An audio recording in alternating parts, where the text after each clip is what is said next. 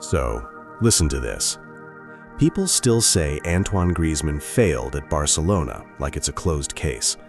Like the fee was the crime and the stats were the verdict. Yet the strangest part of that story isn't what he did in a Barca shirt. It's what Barcelona thought they were buying. Because Griezmann was a superstar who could fit almost any system in Europe except the one he was bought for. And once you see why, the word failure starts sounding like a lazy headline, not an explanation. People usually ask the same question when a big transfer doesn't work. Why did the player fail? But that question already assumes something broke inside the player. With Antoine Griezmann, nothing broke. His understanding of space didn't disappear. His timing didn't suddenly collapse. His intelligence didn't fade. What changed was the environment that once knew how to use those qualities and then suddenly didn't. Griezmann was never designed to dominate football matches through volume. He was not a winger who lived on the touchline, and he was never a striker who measured his worth by shots alone. His entire career was built on reading moments before they arrived, on moving into spaces others hadn't noticed yet, and on doing work that made the system stronger rather than louder. He was the kind of player who made football easier for everyone else, not more spectacular for himself. At Atlético Madrid, that made him indispensable. At Barcelona, it made him expendable. This is where the story quietly changes direction, because Barcelona didn't sign a player who needed freedom. They signed a player who needed clarity, and those two things are often confused at the highest level. Freedom looks attractive on paper, but intelligence only survives when a system tells it exactly where it belongs. Griezmann didn't need the ball more. He needed a role that existed. And that is why the real question of this case file isn't why Griezmann struggled in Catalonia. It's why Barcelona believed he was the answer to a problem they never properly defined. To understand that, we have to go back to the place where Griezmann made the most sense. Not statistically, not narratively, but structurally. We have to go back to Atlético Madrid. At Atlético Madrid, Antoine Griezmann was never asked to be a symbol. He was asked to be a solution, and that difference changed everything. Under Diego Simeone, Atlético was built as a system of survival, where freedom was secondary to responsibility, and where every movement had a consequence. In that environment, intelligence wasn't optional. It was the currency that kept the team alive. Griezmann didn't shine because he was indulged. He shone because he was trusted. Simeone understood that Griezmann's greatest weapon wasn't pace or power, but timing. Knowing when to press so the block could move up together. Knowing when to drop deep so midfielders could advance. Knowing when to attack the box, not because he was the striker, but because the moment demanded it.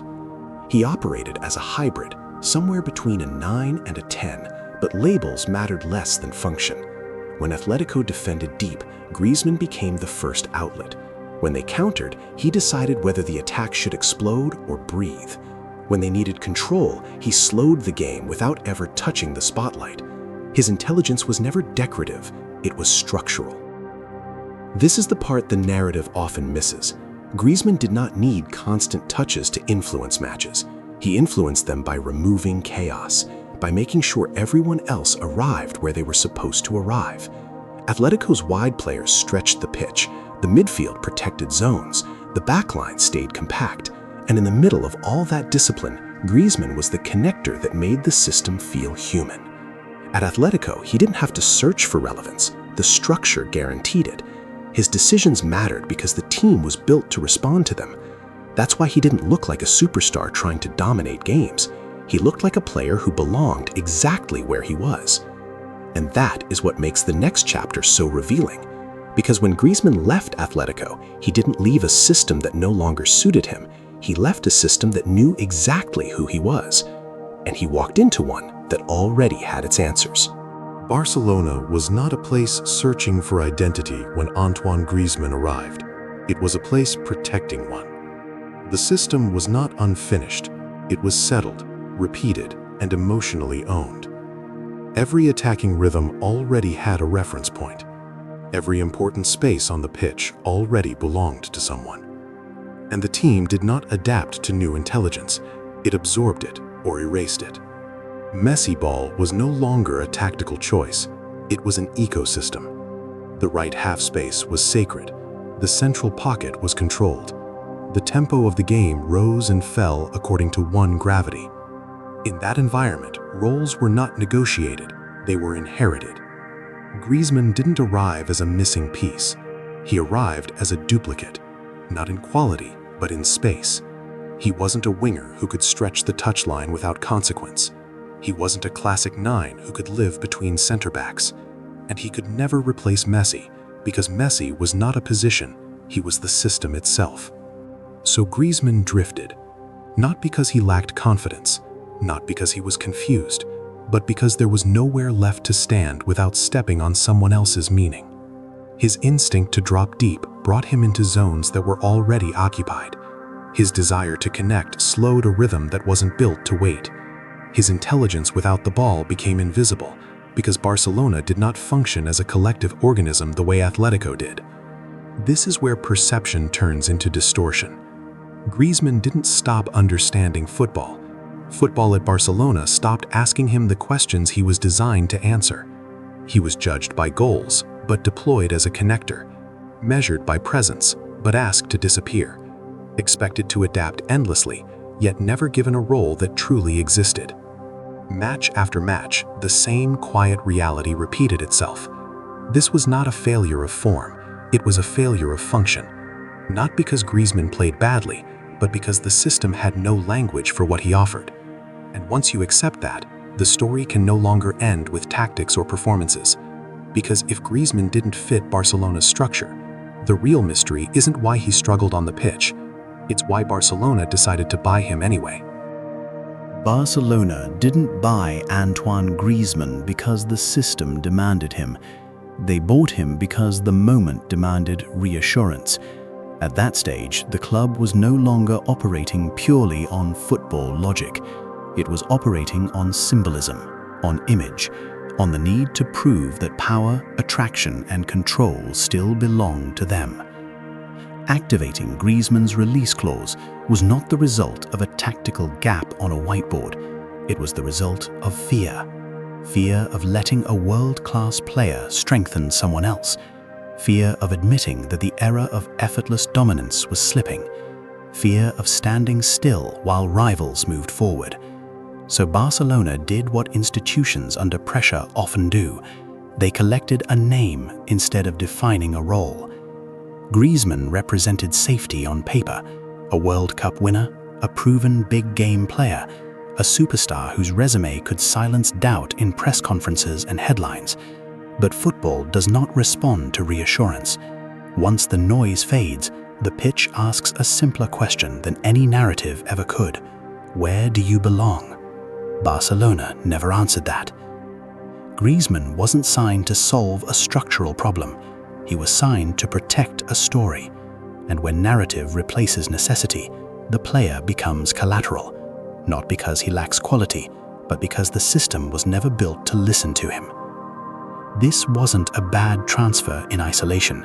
It was a symptom of a club buying against its own structure, of a system too rigid to adapt, yet too insecure to say no. In that environment, the most intelligent players are often the first to disappear, because intelligence needs definition to survive. Griezmann didn't fail Barcelona. Barcelona exposed the difference between wanting a player and needing one. And once you see that, this case file stops being only about Griezmann. It starts pointing at something much bigger. Zoom out, and Antoine Griezmann's story stops looking like an anomaly. It starts to look like a pattern that modern football keeps repeating. We say we value intelligence, but only when it comes wrapped in dominance. We praise players who control matches through volume, through constant touches, through visible authority. But players who control games through timing, positioning, and sacrifice often disappear the moment the system no longer protects them. Big clubs are the most dangerous environments for this kind of intelligence, not because the level is too high, but because hierarchy replaces harmony. Roles are not created through need, they are inherited through status. And when a team is built around a single gravitational force, everyone else is asked to orbit, adapt, or fade quietly. Griezmann's problem was never adaptation. In fact, it was the opposite. He adapted too well. He adjusted his movements. He sacrificed space. He accepted secondary roles. But in an ecosystem that rewards dominance over function, adaptation becomes invisibility. Intelligence becomes silence. This is why players like Griezmann thrive in clearly defined systems and struggle in symbolic ones. Atletico needed his decisions to survive. Barcelona already had its answers. One environment amplified his understanding of the game, the other drowned it out. Griezmann didn't lose his footballing mind in Barcelona. Nothing inside him broke. What broke was the connection between intelligence and purpose. And when that connection disappears, even the smartest players begin to look lost. Which brings us to the final question of this case file. Not just about Griezmann, but about how football chooses who succeeds and who gets remembered. So, when people say Antoine Griezmann failed at Barcelona, they're not entirely wrong, but they are answering the wrong question. He failed to fit. He failed to dominate. He failed to become the story. And in modern football, those three failures often get confused with one thing: lack of quality. But Griezmann never lacked quality. He lacked a system that knew what to do with it. He was never meant to be the center of gravity. He was meant to make gravity work. He was a player designed to connect, to balance, to sacrifice, to arrive 1 second earlier than everyone else expected. And in a structure already collapsing under its own weight, there was no space left for that kind of intelligence to exist. Maybe Barcelona didn't misunderstand Griezmann. Maybe they understood him perfectly, but couldn't admit that they didn't need him. And maybe the real failure wasn't a quiet season or an awkward fit, but the moment football started confusing intelligence with weakness and adaptation with irrelevance. So here is the case file question, left intentionally unanswered. Did Antoine Griezmann fail at Barcelona, or was Barcelona never built for him?